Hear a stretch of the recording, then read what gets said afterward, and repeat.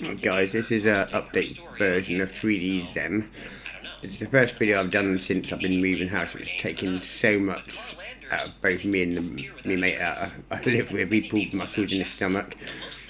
My disc in my back slipped out, so I had a couple of falls, and then ended up buggering up my shoulder, my legs, my hands. Pretty much the first day I've been on morphine for 3 days. And pretty much the first day I can actually use my keyboard. So I've just done my emails, which I had 200 and something emails. So this is an update of 3D Zen. I've added some community profiles. So I've added these ROMs and all the covers, and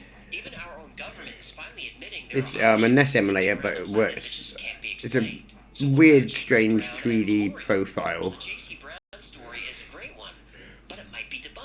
In 2017, a researcher named Stephen Sindoni tracked down a man named John Benjamin Bodie, a mining engineer who retired in Mount Always found that Bodie had worked for the Lord when you first load it up, go to your settings and you got to choose your gamepad, or you can keep the keyboard. And PlayStation 5 one don't work, so I'm using Xbox 360 mode, so use X input.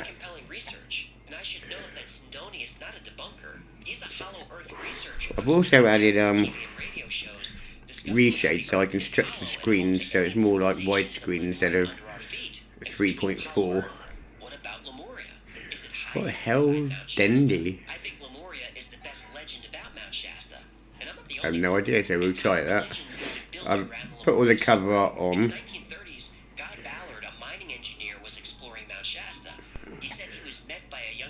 That's not Marrow Adventure 2? Right. He's supposedly immortal and shows up during all kinds of historical events. There's even an account of him being present at the signing of the Declaration of Independence, where he actually gave a speech. And we're going to do a whole video on Saint Germain. So, to select your ROM if it's, because I've only set a few up so far, do your ROMs folder, Arkanoid, there. Then you select it, go to open. Oh, it's not. And after Ballard passed away in 1971, most of the IM members left a religion, but it's still around. You can visit the IM reading room right now in Mount Shasta City. And Lemuria and Atlantis were nothing more than stories for hundreds, even thousands of years. But with the discoveries like Bimini Road in the Bahamas and the Yonaguni Monument off the coast of Japan, we have to start wondering if these myths... Oh shit, that caught me up. Skeptics will say Bimini and Yonaguni are natural formations, but I'll put the pictures up for you to decide. To me, Bimini Road is iffy. I lean toward maybe, but I don't really understand the argument. So what I've done, I've also had C transform, which is a reshade setting. So if I go to C transform here, I can actually stretch the screen. So if I want it widescreen, I can make it widescreen. But if you're using this, you have to limit your frame rate, otherwise you get slight frame time issues. And what it does, it makes the screen flicker. So I've used MSI Afterburner to limit it to 55 frames per second.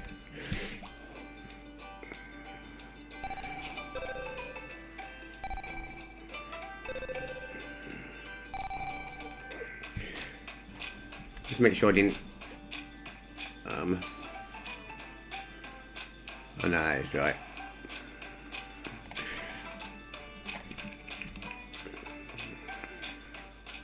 Oh shit.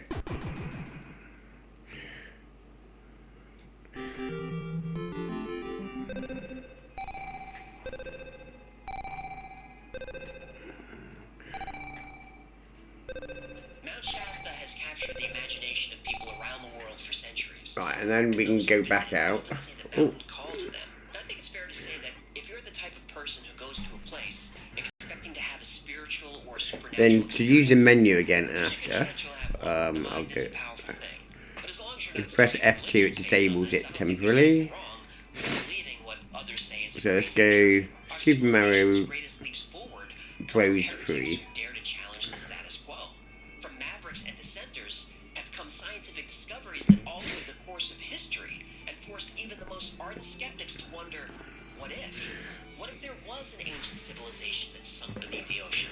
It's taking a while to load. The children Weird. of those people are here now, just waiting for our own civilization to catch up, waiting for us to emerge from our selfish adolescence so we can join a larger community, one that exists only for scientific discovery, artistic expression, and spiritual enlightenment. Now, I admit it sounds like fantasy, but when we stop asking what if, civilization dies. But as long as there are heretics and mavericks and dissenters, we have a chance. And if you're one of those, So now I've got it on widescreen. everyone on Earth, whether they know it or not, Isn't it weird? So there are a few new stories since I released that episode about Mount Shasta, so if you want me to do part 2, just let me know in the comments. Oh, we're not going to address the elephant in the room. What element in the room? Yes. It's really annoying playing this with a broken TV. But I wasn't going to mention it. Yeah, how can you not? You look like that kid from Mask. I did not look that bad. Chuck. Quiet. Okay, next. 142. Oh, this is about the CIA's Project 8200. Nice. Yep, this one is about Oh shit. a viewer who saw I underground died already. Mount Hayes. Yeah, motherfucking Okay, enough with that. Oh, hey. You know you can buy Mount Motherfucking coffee once in a while, mouse door. Please no bugs during compilations. Oh, you bastard.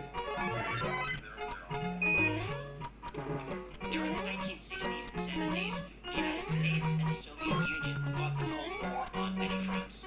Some of these engagements were obvious, like the Cuban Missile Crisis and the proxy wars in Asia. Other conflicts were not so obvious. In the 1970s, America and Russia engaged in a new type of warfare, psychic warfare. The CIA was actively recruiting and training people. Why didn't you run fast, you dick? Remote viewing. Remote viewing is projecting your How can I die on the first bloody level? and beyond. One remote viewer entirely Now he runs fast. found himself at Mount Hayes in Alaska. Mount Hayes is in the middle of nowhere. There's no civilization for miles. But something was calling him to the mountain. Then he looked inside the mountain. There was a base hidden inside Mount I Hayes. knew he was going to bloody do that. This was not a base built by humans. When multiple sources confirmed the existence of the base, they soon realized this was only the beginning.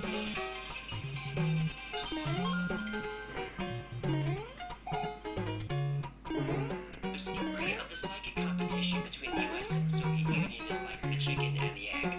Some say the CIA heard the Soviets had psychic spies, so they launched their own programs in response. Others say the US was first and the I Soviets were pressed responding. I pressed jump there and he just walked off the edge.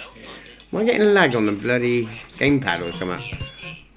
Now I'm getting frustrated. I shouldn't be dying on this one. Psychic espionage. A skilled remote viewer would be the perfect spy. They can go anywhere, see anything, completely undetected. Remote viewing means the end of state secrets. Really, the end of all secrets. But remote viewing didn't start out as a military intelligence project. It began as a research project. In 1972, two scientists, Hal Puthoff and Russell Tarr, launched an ESP program at the Stanford Research Institute, or SRI. Then they started looking for volunteers and came across Ingo Swann. Hey, what do you call a fat psychic? Please don't. A fortune teller. Ingo Swann claimed to be a great psychic. Puthoff was skeptical, so he set up a test. The team had access to a large magnetometer, which would detect slight variations in magnetic fields. Swann had no idea what the machine was. Even though it was buried under 30 feet of concrete, he could see into the device and describe it. He was able to sketch the magnetometer readings, and he was able to prove the readings. This was good and bad. Good that Ingo proved his abilities, but the purpose of the magnetometer was to detect Soviet nuclear tests. I can't believe I died on that so many times. The experiment almost got them kicked out of Stanford, but the experiment caught the attention of the CIA. They didn't care that Ingo could move the needle, but the fact that he could see through superconducting shielding Buried in 30 feet of concrete? Well, that was a problem. Darkwing But Duck. also an opportunity. The CIA quietly funded SRI's research and had them focus specifically on remote viewing. And Ingo Swann became known as the father of this technique. Initial I know it's on the slow road hard drive, but oh no, it's on the SSD. Should be loaded in like a split second. Different places and see hidden objects. But this didn't help the CIA. They needed him to view specific locations, Soviet locations. So Ingo Swann and the SRI team created the SCAN-8 protocol. Project SCAN-8 was remote viewing by coordinates. Here's how it works. You give a remote viewer longitude and latitude coordinates, and you tell them nothing else. Ingo Swann could see what was at a given set of coordinates with remarkable accuracy. By the way, Ingo Swann also remote viewed the moon.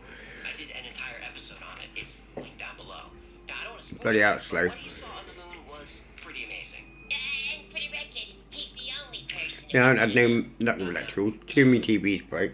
Soon, Then another my psychic tablet joined the was project. having a secrets. Pat Price. Managed to get it charged in the end. And now one of my caddies broke down earlier, so I got ordered another one later. Ingo was a painter. He was the typical free-spirit artist. He was loud and confident and funny. Pat Price, on the other hand, was grounded and serious. Pat solved a few crimes using his psychic abilities. Now, at the time, Pat thought it was nothing more than intuition, hunches that Never usually played this turned one out to be before. true. After he retired from the police department and had more time to focus, he realized his talent was more than intuition. Today, Pat Price is considered one of the most gifted psychics ever. The CIA wanted to test them. Both Pat and Ingo were given coordinates to view. Nobody knew what was at the site except the one CIA analyst who gave them the numbers. Even though they remote viewed separately, both Ingo and Pat sketched similar results. They saw the layout of some kind of compound. They said it looked high-tech. They described a large radar dish, a guardhouse. They saw roll-up doors and jeeps. They said it looked like a military installation. Pat Price was even able to read documents on the site. And this is unheard of. Nobody else could do this. But Pat saw a cabinet labeled Operation Pool. Inside were green folders named Cue Ball, 14 Ball, 8 Ball, and Rack Up. The team showed the results to the analyst and asked how close they were. The analyst said, "Sorry, but these sketches are nonsense. I gave you the coordinates to my cabin in West Virginia." The whole team at SRI was disappointed and confused. How could both men be so wrong, yet see similar things? So they sent someone to the coordinates. He found the cabin, but a few hundred feet down the road from the cabin, he found something else. I was playing football and I was on to my kid's shoes. I decided to set up a company to change things. Either is a women's football boot company who make performance footwear for women, enabling girls to play without barriers.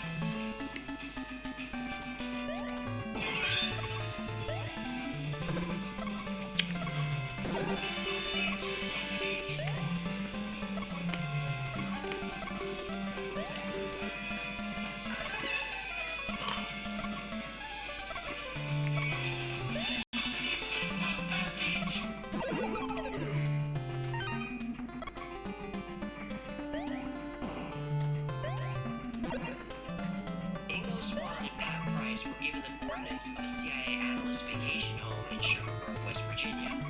When they remote viewed the location, that's not what they saw.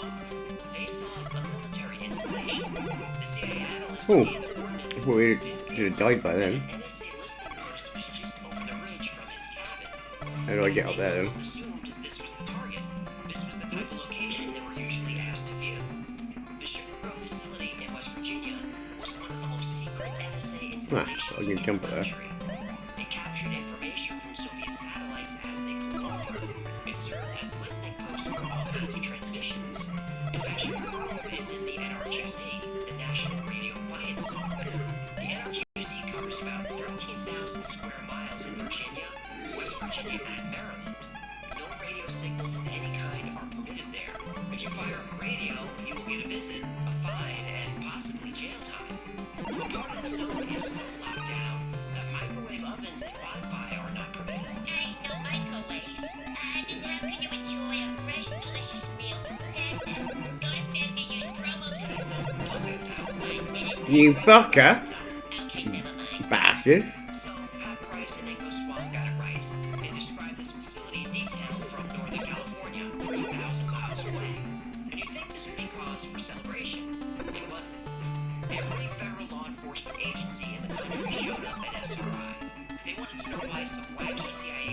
contractors were spying on an NSA facility. And by the way, Project U-Ball, Project 8-Ball, and Rack-Up, these were so highly classified that even the project names were kept secret. I'm The crap at NSA this. was furious. Once all the agencies calmed down, SRI went back to work. This time, the CIA would focus on the enemy, Oh, the American people. the Soviets. Pat Price was given coordinates to view. He said he saw a science fiction fantasy crane. Nobody knew what he was talking about. Pat grabbed a ruler, pen, and paper and drew a gantry crane. This type of crane is used to move shipping containers and lift ships out of the water. They're big. Pat said this was the most giant crane he'd ever seen. He saw someone walk by, and the wheels on the crane were 10 feet high, and the wheels were on train tracks. The CIA had a sketch based on aerial photographs of the site. There was a giant gantry crane. That was terrible, wasn't it? There were no photographs of this. Nobody thought much of it. Pat said that whatever they were building, the Soviets couldn't get it to work. But 5 years later, U.S. intelligence would discover that the spheres were there. They were nuclear containment devices, and they never worked correctly. Pat Price was right again. At this point, CIA plucked Pat out of SRI. They wanted him to work for them directly. Pat was given more coordinates for a site in Russia. He tried to go there, but something was pulling his focus from his target. Something in Alaska. It was a mountain. Mount Hayes. No, this was unexpected. Mount Hayes is desolate and remote. There are no roads and no civilization for miles. It's in the middle of a frozen wasteland. Pat said he didn't see anything. Oh, he lied? Yes. But later, on his own, he projected back to the mountain. Then Pat projected into the mountain. Then he understood why he was drawn there. Inside Mount Hayes was You can zoom in and out as well. he saw advanced technology and equipment. He saw computers and consoles and machines that he didn't understand. Then he saw the operators of the machines. Pat saw beings that looked almost human, but were thin with large heads. And they were busy at work on something, but Pat Price didn't know what. Then Pat got scared. Inside the mountain, at the base, working alongside aliens were humans, specifically U.S. military personnel. 2 days later, Pat was in Las Vegas.